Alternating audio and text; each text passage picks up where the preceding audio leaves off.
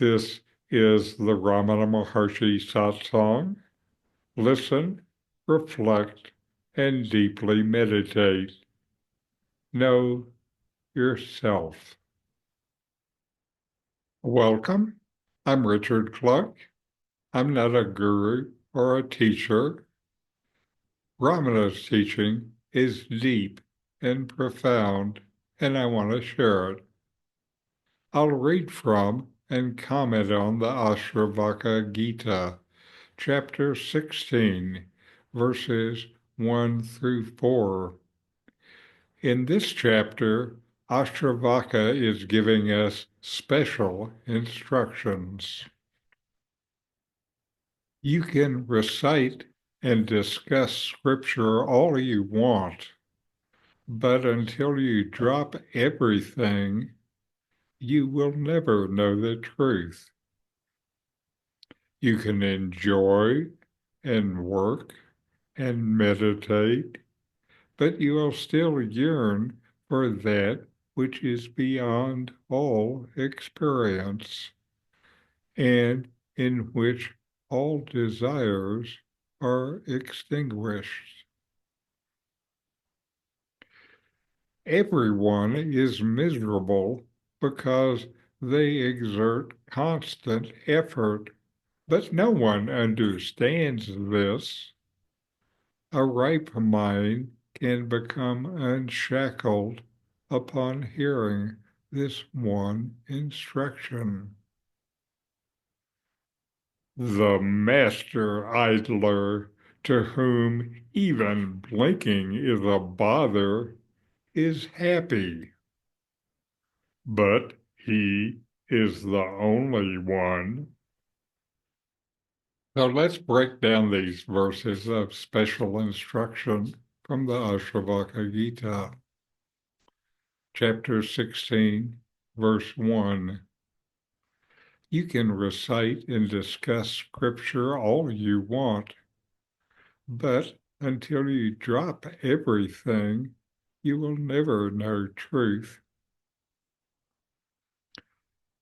This verse points out that intellectual understanding or verbal discourse about spiritual texts cannot lead to the direct experience of truth. Truth is not something to be achieved through effort or acquired through knowledge.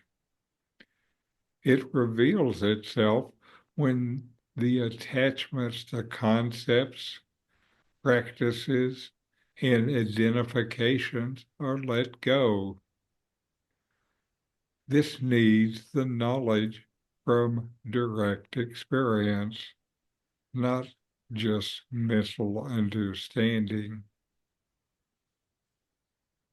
Ashtavakra highlights the core principle that truth is not a matter of intellectual accumulation, but a direct, immediate experience of the self, yourself.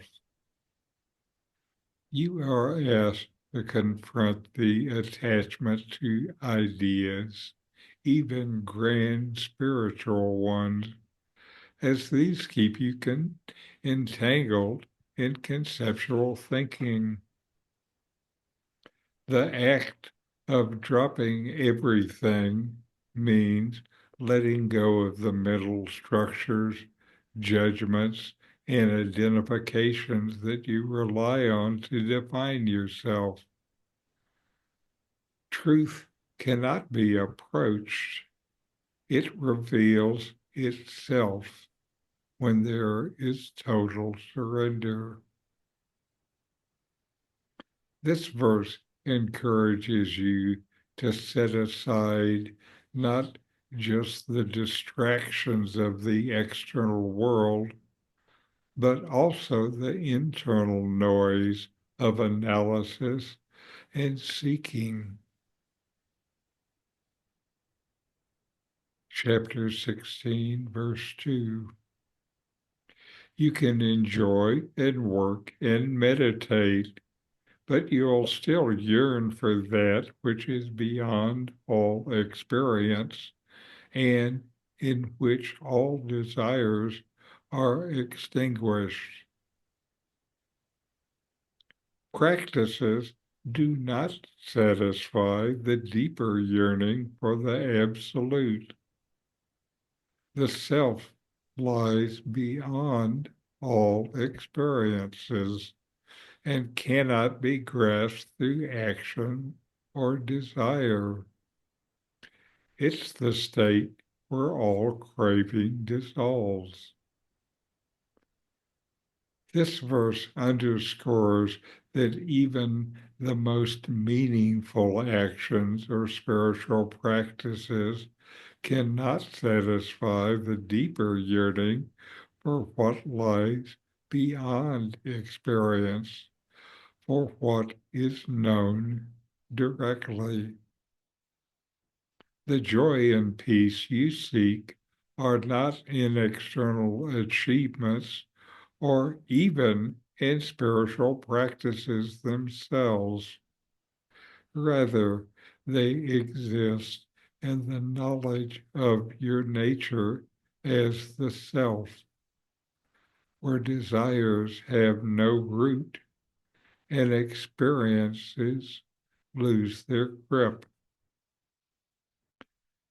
Ashtavakra calls you to examine the subtle ways that you may be seeking fulfillment outside yourself from actions and activities in the world. It reminds you that true freedom comes not from doing, but from resting in the being that you already are.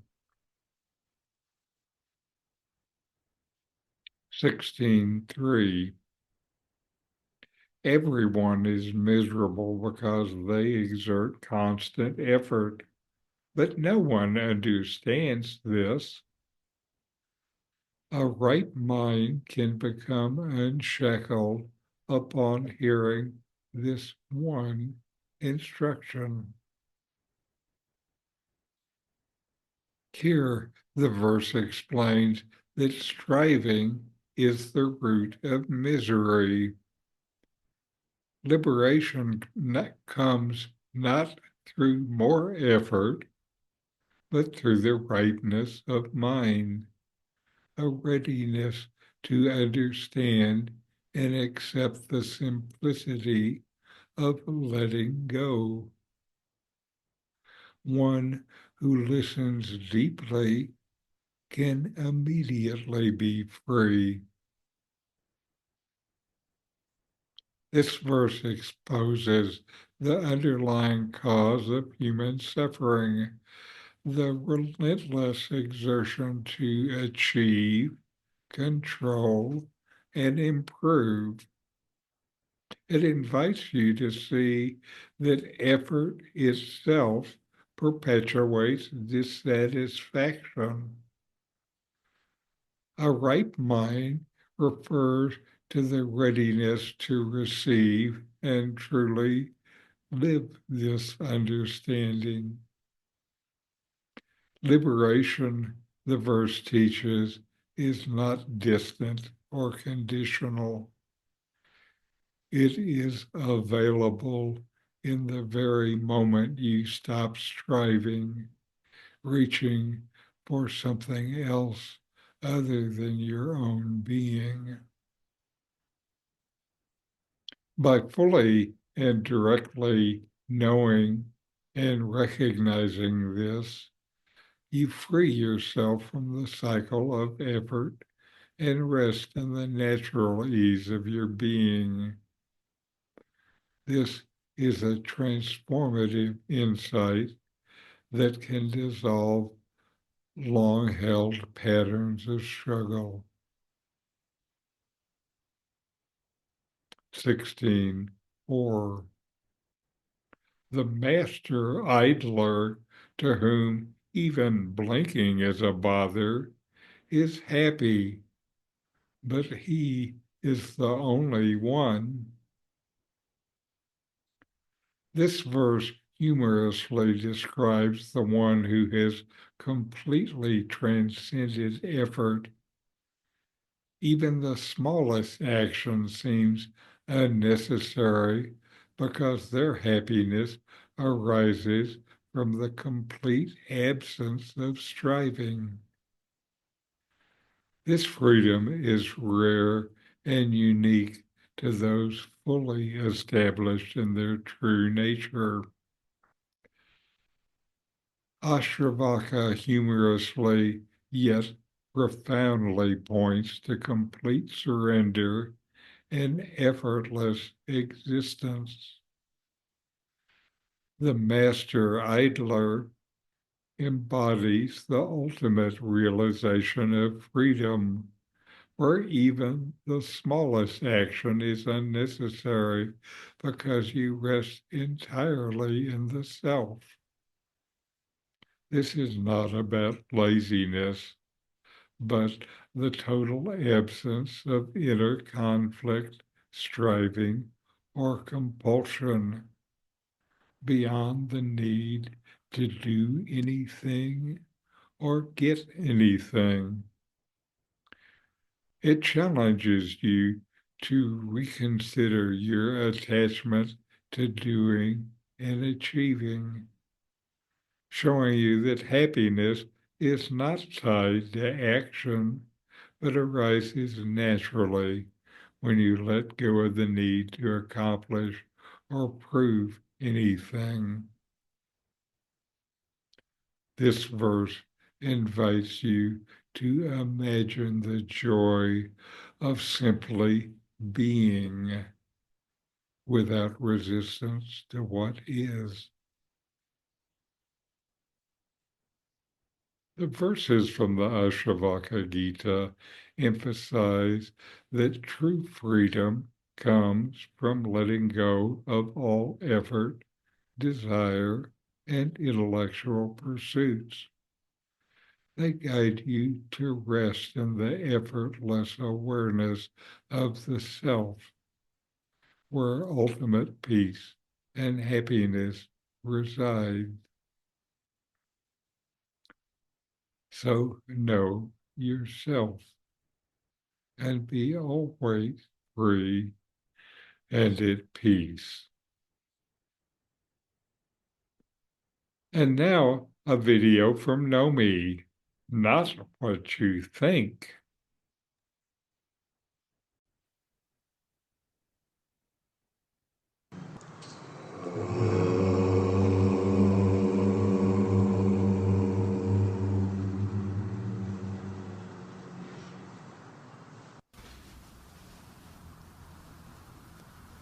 Just as no word adequately describes silence, so no thought or perception is a definition for yourself. What truly is the nature of your being? This is what Sri Bhagavan urges one to realize. For the realization of the self is the knowledge of reality, the knowledge of Brahman, which is of the nature of immortal bliss and peace. Your own nature is said to be Satchidananda, being consciousness bliss. Being, what does it mean? What is actually your existence? Whatever is your existence never ceases, is never interrupted. So to know your existence as it is, cease to define it in terms of anything that comes and goes.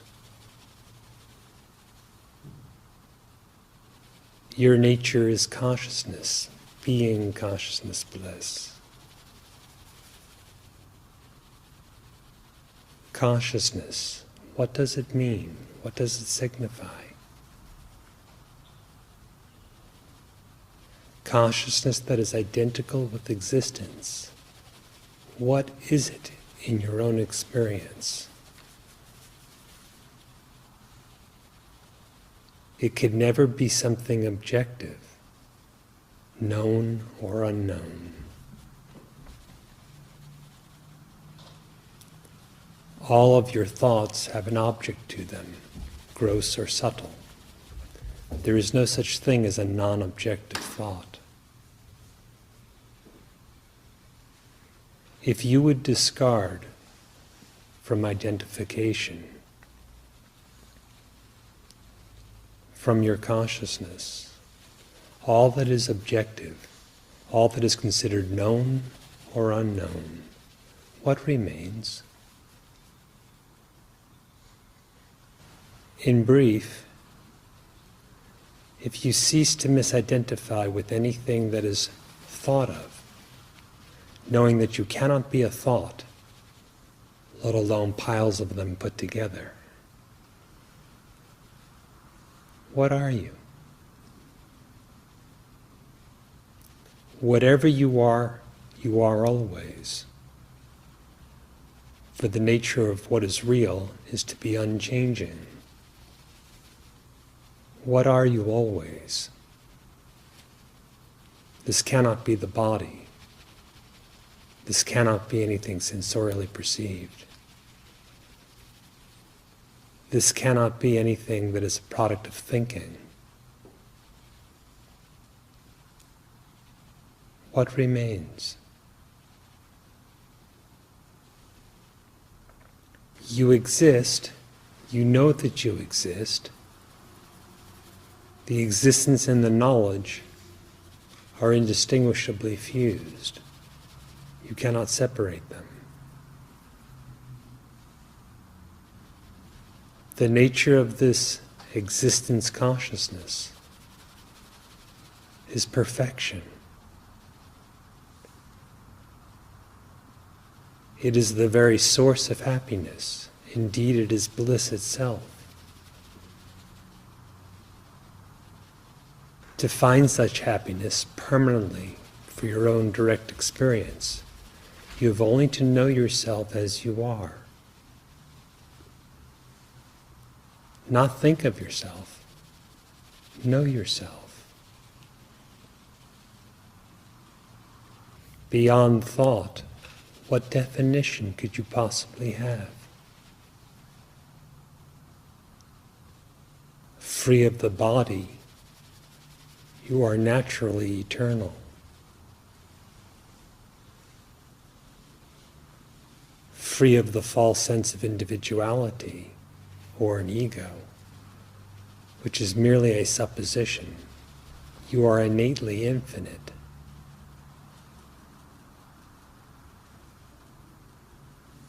The real nature of the apparently embodied individual is the bodiless infinite existence. The real nature of Jiva is only Shiva. Brahman is the only actual self that there is.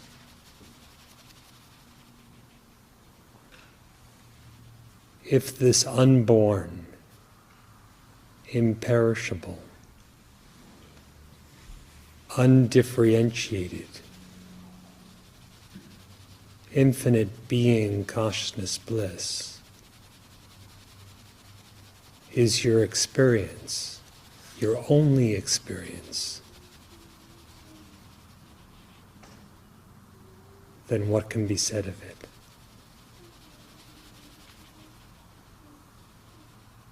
If it appears to you that it's not your only experience, but there's some other kind of self, who is that?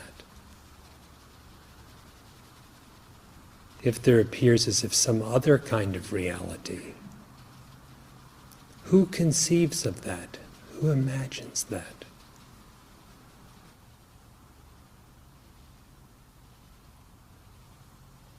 The undifferentiated reality of the self is the substance of Sri Bhagavan's teaching.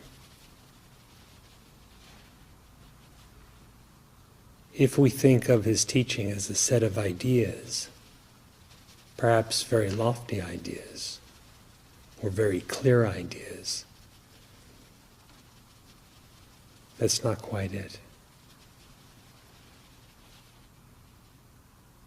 Your very being is the truth that is revealed. Your own existence, your own consciousness is the teaching, is the knowledge. As long as there is a conception of I in this, the truth of this is not clearly apprehended. To gain that clarity, to gain that depth, inquire. The means and the end must necessarily be of the same nature. If the means for self-knowledge are self-inquiry, the inquiry must be of the very same nature as the knowledge that is realized. Self-inquiry is the instruction he has given. What is the inquiry?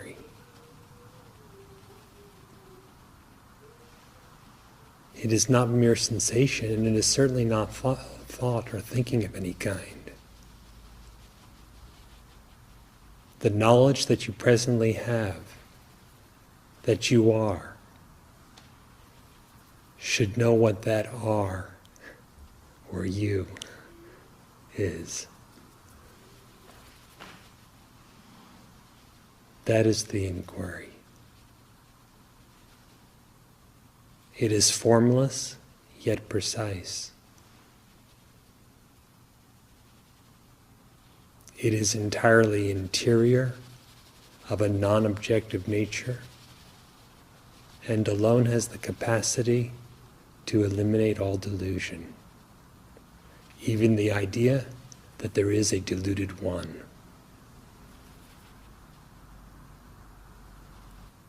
Be steeped in such inquiry. Be steeped in the knowledge of yourself. Become so absorbed in this true knowledge of your innate being, consciousness, bliss, that no separate I remains. Where you see the scope of individuality as being minuscule, you're on the right path. When the idea of existing as an individual is utterly absurd, you understand. Inquire within yourself and see what's being hinted at here. All right. And now let's take some time and meditate, inquire ourselves. You exist. Notice that you exist, and you know that you exist. Inquire into this I that is existing. What am I still holding on to that prevents me from directly experiencing the self?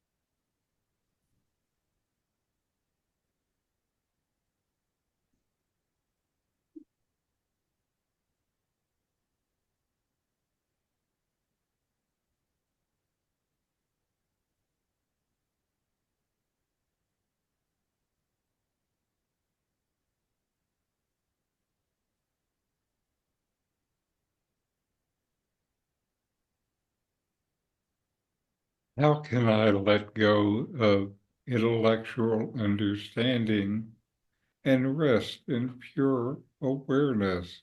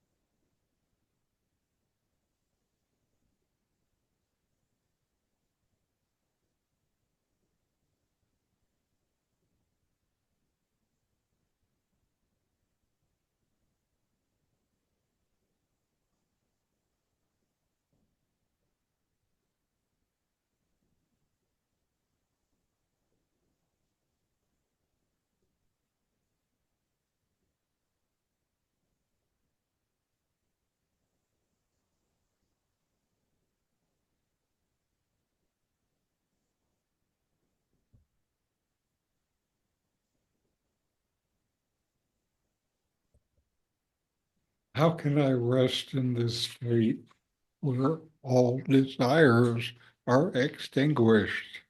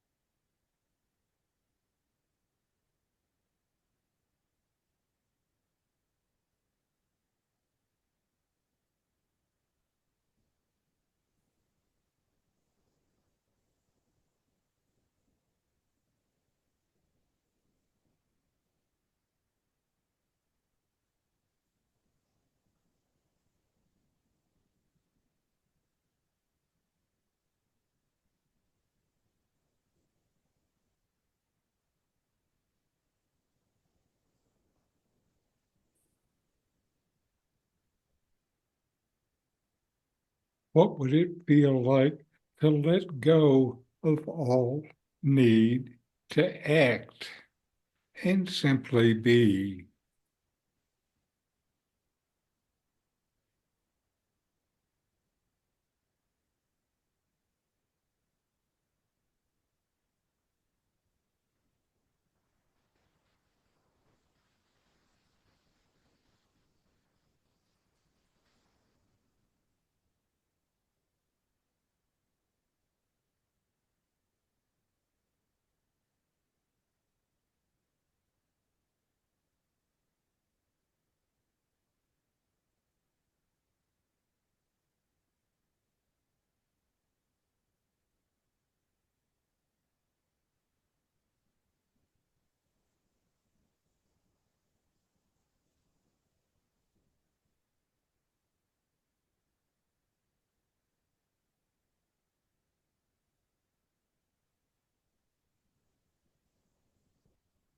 It's a matter of identity.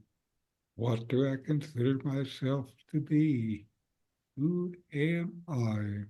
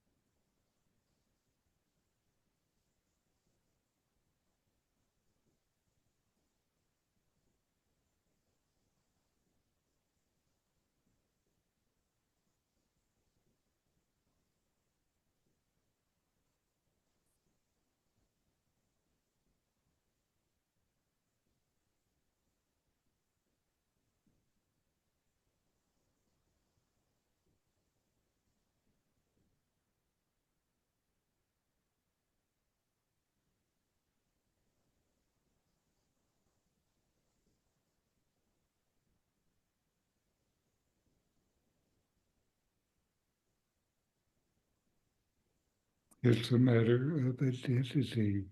What am I? What is the nature of my existence?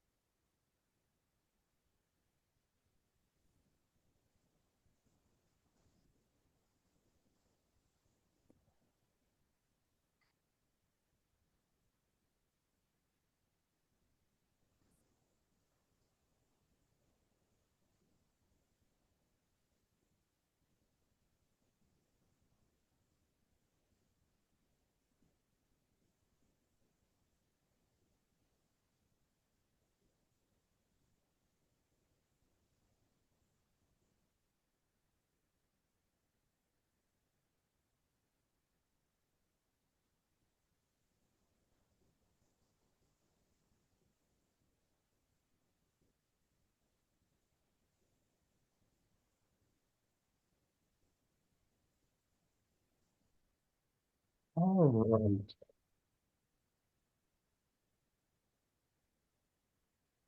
And let's close with our chant.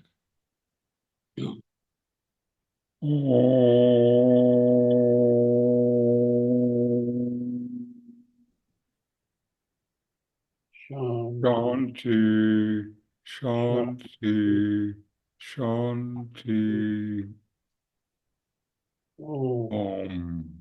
Peace, peace, peace.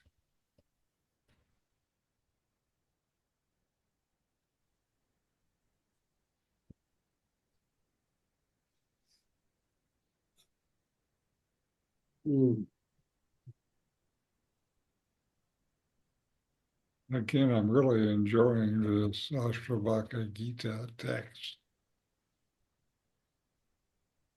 Beautiful, beautiful. What are we holding on to? Mm-hmm. Yes, exactly. Somehow every morning we wake up, Richard Carroll wake up. Yep. Mm-hmm. We wake up and then boot up our ego and mind and get going for the day. Yeah. Well, we're working on it. Perseverance. That's what Ramana said. Perseverance.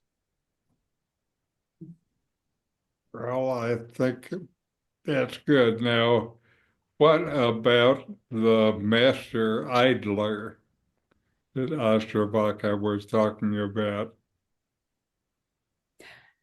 That really flummoxed me, and I'm still not sure your explanation is satisfactory. Uh-huh. Well, it didn't satisfy you, but the master idler is the one who doesn't have to do anything. I guess it's the Mind. word idler is negative, sort of. Uh-huh. Well, I think it was intended to be a joke. Well, that's what you said for sure.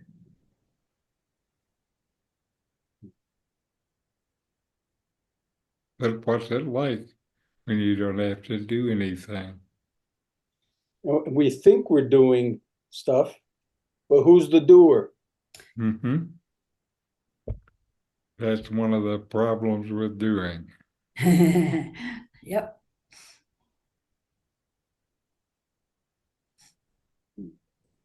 Anyway, thank you for Thank you. joining me again today, Thank and you. have good meditations, and we'll see you next week. And Okay. have a good time on your stationary bike. Okay. I'm going nowhere. Thanks, Richard.